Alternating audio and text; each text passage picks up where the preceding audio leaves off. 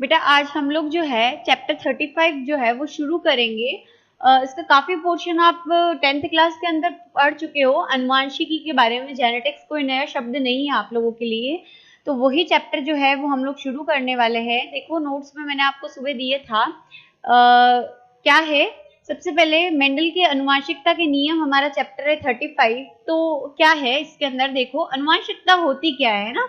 Mendel तो व्यक्ति का नाम है, अनुवांशिकता के नियम है, तो पहले हमें समझना होगा कि अनुवांशिकता क्या होती है। तो अनुवांशिकता या हेरिडिटी, यह प्रक्रम जो है इसके माध्यम से जनकों के लक्षण जो है संतति में पहुंचते हैं। यानी अगर आपके पापा का जो आंखों का रंग है वो भूरा है और वो भूरा रंग आपको मिलता है, ठीक है, तो वह प्रक्रम जिसके माध्यम से जनकों के लक्षण संतति में पहुंचते हैं उसे हम क्या कहते हैं, अनुवांशिकता या हेरिडिटी कहते हैं। हेरिडिटी शब्द का सर्वप्रथम प्रयोग स्पेंसर के द्वारा 1863 में किया गया था, ठीक है। फिर है अनुवांशिक लक्षण क्या होते हैं, तो वे लक्षण जो जनक पीढ़ी से संतति पीढ़ी को प्राप्त होते हैं, ऐसे लक्षणों को हम अनुवांशिक लक्षण कहते हैं। यानी आंखों का रंग अगर भूरा है पापा का और आपके अंदर आया है, तो आंखों का भूरा होना ये एक अनुवांशिक लक्षण है, और आपके अंदर जिस क्रिया के द्वारा आया है उसे अनुवांशिक हेरिडिटी या अनुवांशिकता कहेंगे। फिर आता है जेनेटिक्स या अनुवांशिकी क्या होती है, तो जीव विज्ञान की वह शाखा जिसमें सजीवों के लक्षणों की अनुवांशिकता तथा विभिन्नताओं का क्या किया जाता है, अध्ययन। देखो आपके भाई एक ही पेरेंट्स की संतान है ना, सब सिबलिंग्स हैं, लेकिन फिर भी आप में कुछ ना कुछ अंतर है, बिल्कुल एग्जैक्ट एक दूसरे की कॉपी नहीं है। दैट मीन्स विभिन्नता पाई जाती है। और अनुवांशिकता यानी कुछ कुछ लक्षण आपके आपके दादा दादी, आपके मम्मी पापा जैसे होंगे, है ना। तो जीव विज्ञान की वह शाखा जिसमें हम सजीवों के लक्षणों की अनुवांशिकता तथा विभिन्नताओं का अध्ययन करते हैं, जीव विज्ञान की वह शाखा अनुवांशिकी या जेनेटिक्स कहलाती है। जेनेटिक्स शब्द का सर्वप्रथम प्रयोग बैटसन के द्वारा 1905 में किया गया था, ठीक है। ये जो है नीट में आपको पूछा जा सकते हैं, इंपॉर्टेंट क्वेश्चन है, ध्यान रखना। आपको मेन एग्जाम में भी पूछे जा सकते हैं एक एक नंबर के अंदर, इसीलिए आपको ये डेफिनेशंस और जो नाम आए हैं वो आपको ध्यान से पढ़ने। जेनेटिक शब्द जो है ग्रीक भाषा का शब्द है जिसका अर्थ होता है होने या वृद्धि करने से है, ठीक है। अनुवांशिकी विज्ञान का आरंभ 1900 में हुआ जब मेंडल के नियमों की क्या हुई थी, पुनर्खोज हुई थी, ठीक है। मेंडल ने जो है 1800 जो ईस्वी उसके अंदर अपने काम किए थे, लेकिन लगभग 34 साल तक उनके काम को कोई जो है लोगों ने उनके कामों में कोई रुचि नहीं दिखाई, है ना, अवहेलना की। तो इसीलिए लेकिन 1900 के अंदर 19वीं जो सदी 1900 के अंदर 3 वैज्ञानिक आए थे, call Correns, Hugo de Vries और शेरमेक जो थे, उन्होंने मेंडल के काम की पुनर्खोज की और बताया कि नहीं भाई मेंडल जो काम करके गए हैं, है ना, वो सही है। तब जाके अनुवांशिकी विज्ञान जो है जेनेटिक्स की नींव रखी गई थी, समझ में आ गया। फिर आता है अनुवांशिकी जो है उसमें विभिन्नता के कारण क्या हो सकते हैं, 1 नंबर का क्वेश्चन आता है। तो लैंगिक प्रजनन जो होता है, जब भी युग्मकों का निर्माण होता है तो जीन विनिमय की क्रिया होती है, हम लोगों ने पढ़ा है। जीन विनिमय मतलब गुणसूत्रों के बीच डीएनए खंडों का आदान प्रदान होना। तो जीन विनिमय जो होता है उसकी वजह से विभिन्नता आती है और उत्परिवर्तन आता है। जो डीएनए खंड होते हैं उनके अंदर जो नाइट्रोजनी क्षार होते हैं, आप लोगों ने नाम सुना है प्यूरिन और पिरिमिडीन, है ना। तो नाइट्रोजनी क्षार जो होते हैं वो एडेनोसिन, गायनोसिन, थाइमीन, है ना, ये नाम जो आपने सुने हैं वो जो नाइट्रोजनी क्षार होते हैं उनका जो सीक्वेंस है वो चेंज हो जाता है, उसे उत्परिवर्तन कहते हैं। तो उत्परिवर्तन की वजह से भी विभिन्नता आती है। अनुवांशिकी के जनक किसे कहा जाता है, ग्रेगर जॉन मेंडल को कहा जाता है। तो आपकी बुक के अंदर इस चैप्टर में थोड़ी सी जीवनी दी गई है, तो उसमें से इंपॉर्टेंट जो टर्म्स हैं, इंपॉर्टेंट जो टॉपिक्स हैं वो मैं इसमें ले रही हूँ इनके जीवन से संबंधित। तो हम देख लेते हैं मेंडल का जीवन परिचय। ग्रेगर जॉन मेंडल को अनुवांशिकी का पिता कहा जाता है क्योंकि इन्होंने जो खोज की थी, है ना, मटर के पादप पे, उसी के आधार पर अनुवांशिकी की क्या की गई थी, बाद में नींव रखी गई थी, इसीलिए। जन्म इनका 22 जुलाई 1822 के अंदर हुआ था। जन्म स्थल मोराविया नामक गांव था, चेकोस्लोवाकिया जो आज कहा जाता है जिस प्रांत को, है ना, उसको पहले इसको ऑस्ट्रिया कहा जाता था। तो ऑस्ट्रिया के सिलिसियन गांव भी कहीं कहीं लिखा रहता है, तो ये ध्यान रखना कि ये चेकोस्लोवाकिया जो है उसी को ऑस्ट्रिया के नाम से जाना जाता था।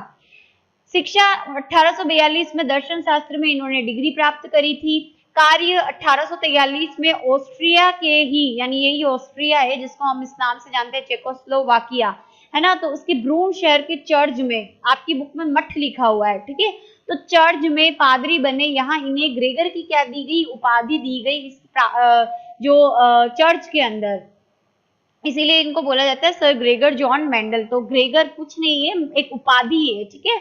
उसके बाद जैसे पीएचडी वालों के लिए डॉक्टर लगता है, वैसे ही शिक्षा की पुनः प्राप्ति 1851 के अंदर ये वापस पढ़ने गए वियना में, और 3 वर्ष तक वियना में इन्होंने पढ़ाई करी, गणित और प्राकृतिक विज्ञान का अध्ययन इन्होंने किया, ठीक है। उसके बाद है पुनः ब्रून शहर लौटकर वहां के मॉडर्न स्कूल में अध्यापन का काम किया, क्या बन गए, टीचर बन गए, ठीक है। इसी दौरान 1857 से 1865 तक 8 वर्ष तक जो है चर्च के अंदर उद्यान यानी पाइसम सट्टाइवम पर इन्होंने क्या किया, खोजे की। इस प्रयोग के आधार पर मेंडल ने वंशागतियों की इकाइयों की धारणा का प्रस्ताव दिया, ठीक है। और इस धारणा में उन्होंने कहा कि प्रत्येक जनक से समान संख्या में ऐसी इकाइयां वंशागत होती है, यानी आपके पेरेंट्स से कुछ ना कुछ ऐसा ट्रांसफर हुआ है जिसे इन्होंने इकाई बोला, ठीक है। तो ये इकाइयां वंशागत होती है, मतलब पेरेंट्स से जनक में आती है, जो कि संतति में सामान्य और विशिष्ट लक्षणों के लिए क्या होती है, जिम्मेदार होती है।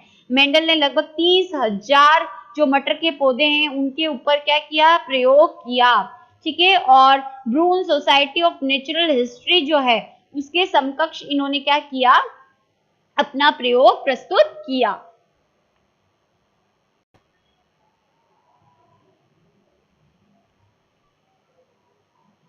देखो इसके बाद नेक्स्ट है कि मेंडल ने लगभग 30,000 मटर के पौधों पर अपने प्रयोगों को कर परिणाम प्राप्त किया, और ब्रून सोसाइटी ऑफ नेचुरल हिस्ट्री के समकक्ष 8 फरवरी से 8 मार्च 1865 अप्रोक्स डेट है, इसके बीच में इन्होंने कभी जो ब्रून सोसाइटी ऑफ नेचुरल हिस्ट्री है उनको बताया कि मैंने देखो ये प्रयोग किया है और उसकी ये परिणाम निकले। फिर उनका जो शोध कार्य था उसको 1866 में, यानी ये 1865 में इन्होंने दिया था, और 1866 में इस मैगजीन ने क्या किया, इनकी जो सोसाइटी की जो मैगजीन आती है ना उसके अंदर पादपों के संकरण के प्रयोग नाम से, टाइटल से इसको क्या किया, अपनी मैगजीन में छपाया, ठीक है। ब्रून सोसाइटी जो थी उसने अपनी मैगजीन में इसको छपाया। फिर है प्रयोगों के परिणाम के आधार पर अनुवांशिकता के जो नियम बनाए मेंडल ने, उन्हें मेंडलवाद के नाम से आज जाना जाता है। मेंडलवाद जो है इसकी पुनर्खोज, ये इंपॉर्टेंट क्वेश्चन है, पूछा जाता है किसने की, तो मेंडल के जो प्रयोग थे 34 वर्ष तक शोध कार्य को उपेक्षित रखा, यानी लोगों ने ध्यान नहीं दिया।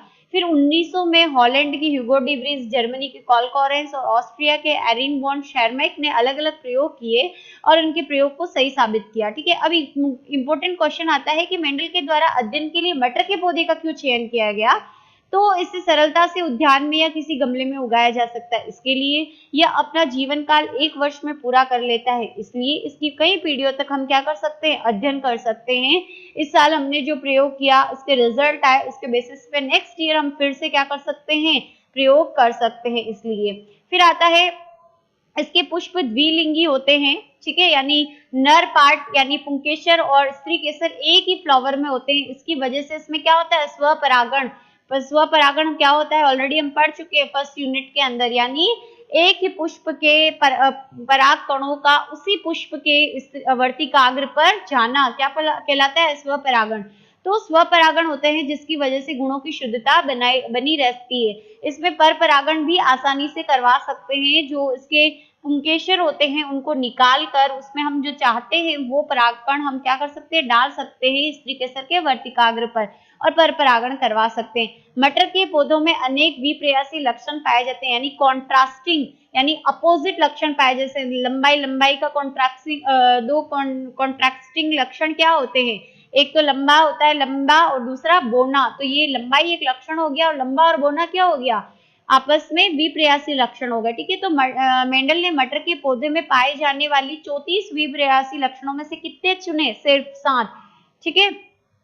देखो कौन कौन से लक्षण थे, पादप की ऊंचाई प्रभावी लक्षण और अप्रभावी लक्षण, प्रभावी होता है लंबा और ये बोना। फिर पुष्पों की स्थिति शीर्षस्थ और कक्षस्थ, फली का आकार संकुचित फूली हुई फली, फली का रंग पीला और हरा सकता है, बीज का आकार झुरीदार और गोल, आप लोगों ने देखे होंगे बीज, मटर के बीज बिल्कुल गोल भी होता है और झुर्रीदार, उसके ऊपर क्या होते हैं, पतले पतले ना, मतलब सल जैसी स्ट्रक्चर भी होती है। अब आने वाले हैं सर्दियों में मटर, देख लेना। बीज के कवच का रंग सफेद हो सकता है, ग्रे कलर का हो सकता है, बीज पत्र का रंग हरा हो सकता है, पीला। कुछ लेखक बीज कवच के रंग के स्थान पर पुष्प का रंग भी मानते हैं, जैसे कि सफेद और बैंगनी। तो अलग अलग किताबों में अलग अलग मत दिए रहते हैं। तो ये हमारा जो थ्योरेटिकल पोर्शन था वो था। अभी हम कल जो है इसकी जो विभिन्न संस्करण है वो प्रकार देखेंगे। एक कल हो गया, है ना, इस तरीके के संग्रहणों के प्रकार और आदि जो प्रोसेस है वो हम लोग देखेंगे। तो आप इस टॉपिक को पहले थ्योरेटिकल जो पोर्शन है जिसके मेन पॉइंट है वो मैंने आपको आज पढ़ा दिए, आप एक बार किताब को जरूर रीड आउट करें।